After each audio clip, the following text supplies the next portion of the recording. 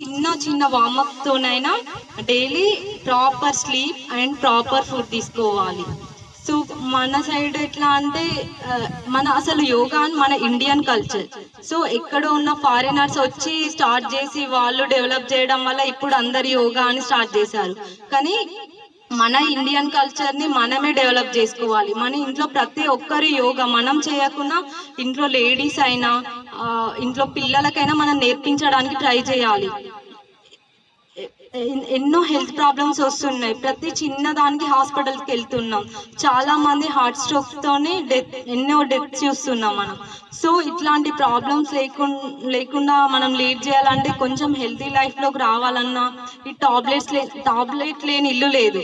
So everyday మన daily రొటీన్లో yoga add చేసుకోవాలని నేను కోరుకుంటున్నా. అండ్ మనం ఫుడ్ ఎలా తింటున్నామో అలానే యోగాని కూడా యాడ్ చేసుకోవాలి. ప్రాపర్ ఫుడ్ తినాలి. అండ్ బయట కూల్ డ్రింక్స్ అవి ఇవే చిప్స్ అట్లాంటి పిల్లలకి అవాయిడ్ చేయడానికి ట్రై చేయాలి.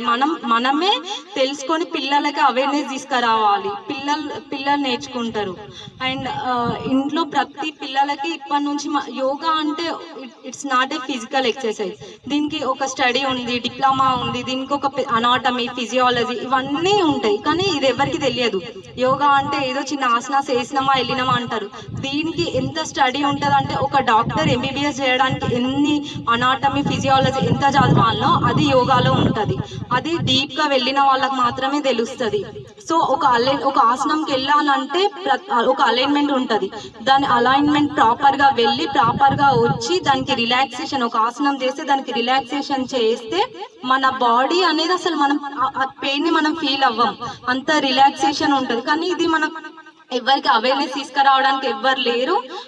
అండ్ ఇట్లాంటి వచ్చినప్పుడైనా వినడానికి ట్రై చేయండి.